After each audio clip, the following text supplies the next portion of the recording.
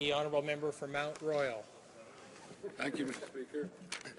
I rise in support of the motion, standing in the name of my colleague, the member for Malpeque, expressing this House's concern over reports that the Communication Security Establishment Canada is engaged in improper practices, including the monitoring of Canadians, and calling for parliamentary oversight of CSEC through the measures outlined in Bill C-551, the National Security Committee of Parliamentarians Act. Indeed, Mr. Speaker, I was one of those who some 10 years ago recommended the establishment of such a committee.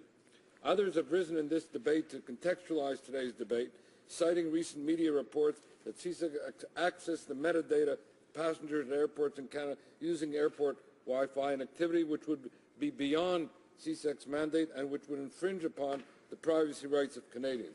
Mr. Speaker, rather than to discuss these reports at length or dwell on the technical questions surrounding the proper use of metadata, I'll organize my remarks around a discussion of the foundational principles that should exist in our discussion of anti-terrorism, law, practice, and policy, and its impact on matters of privacy, personal and collective.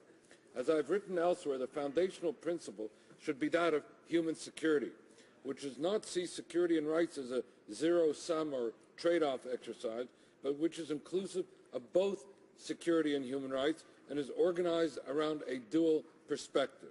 First, that transnational terrorism constitutes an assault on the security of a democracy such as Canada and on the individual and collective rights of our inhabitants, our rights to life, liberty, and security of the person. In that context, Mr. Speaker, anti-terrorism law and policy is designed to protect the security of democracy and the rights of its inhabitants.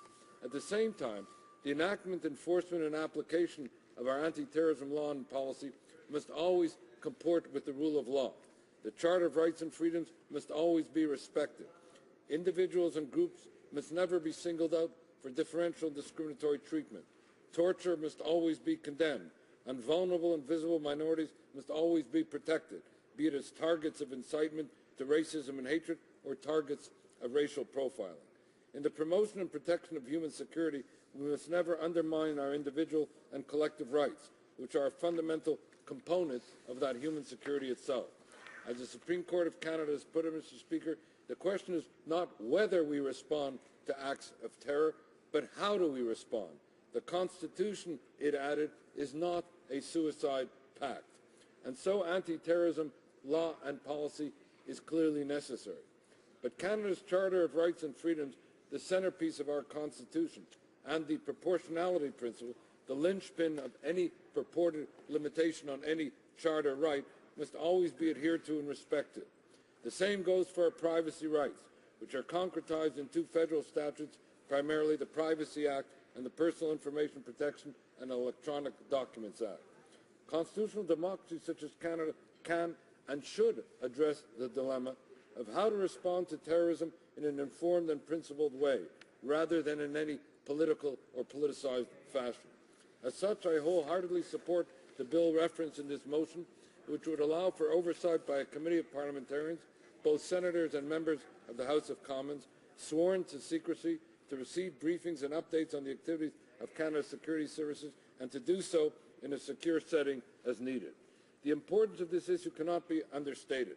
Just last week, Interim Privacy Commissioner of Canada, Chantal Bernier, tabled a report entitled Checks and Controls Reinforcing Privacy Protection and Oversight for the Canadian Intelligence Community in an Era of Cyber Surveillance, which states, and I quote, "While secrecy may be an inherent aspect of many intelligence activities, so is accountability. Reporting, review, and appropriate legal controls lead to accountability on the part of decision-makers and institutions." Mr. Speaker, I believe I can speak for all members of this place when I say that we seek accountability and come to expect it. This holds even in the national security context. Comme l'a affirmé le rapport de Mme Bernier, les arguments relatifs à la sécurité nationale ne réduisent en rien les obligations rédactionnelles et les organismes de sécurité doivent rendre compte aux Canadiens de l'usage qu'ils font des renseignements personnels.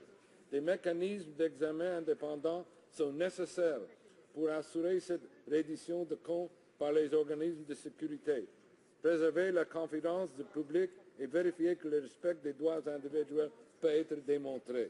The report of the Interim Privacy Commissioner is a fascinating look at the interplay between national security and the protection of Canadians' personal information and data. There are also recommendations therein for the government, and I hope it will implement in the near future. But, Mr. Speaker, a more serious debate needs to happen wherein parliamentarians can help define and fashion the contours between what is acceptable in the pursuit of safety and what behaviours infringe upon our civil liberties in ways we would deem inappropriate and improper, and particularly with respect to the right to privacy. Regrettably, it's not the government that has asked for this open dialogue, and thus I'm thankful that my Liberal colleague from Malpeque has initiated this debate. But, Mr. Speaker, it is important that Canadians play their part in this discussion as well. And Elizabeth Renzetti in yesterday's Globe and Mail put it quite well in her column aptly titled, "As Government Snoops, Canadians Take a Nap." Indeed, we have been lacking here in that sense of urgency with respect to what has been happening as compared with that sense of urgency in matters of this kind in the United States and in European parliaments. Mr. Speaker, alarm bells are now going off. The Interim Privacy Commissioner has sounded the alarm, and we ought to heed her advice. She is not the only one, however, and it is useful here to recall the Auditor General's report of March 2009, wherein he declared, and I quote, "For Canadians to have confidence in their security and intelligence organizations, they need to know that government agencies and departments maintain a balance between protecting the privacy of citizens and ensuring national security." It is precisely that balance that we should seek to strive to an informed debate on CSEC's activities and through the creation of a Parliamentary Oversight Committee for Canada's security infrastructure as outlined in my colleague's bill. Moreover, some of the answers the government has offered leave much to be desired. For example, the top national security advisor to the Prime Minister at a committee of the other place testified yesterday that he is, quote, "not persuaded that CSEC has tapped into Canadians' communications via airport Wi-Fi." Not persuaded is not a categorical denial. It is not a definitive no. Shouldn't the top security advisor to the Prime Minister know for sure? We as parliamentarians, on behalf of Canadians, have an obligation to discover fully what happened and why, and to pronounce ourselves thereupon. In its statement on the recent media reports, CSEC noted, quote, "The CSE Commissioner is currently conducting another review of CSE's metadata activities." We welcome that review, Mr. Speaker.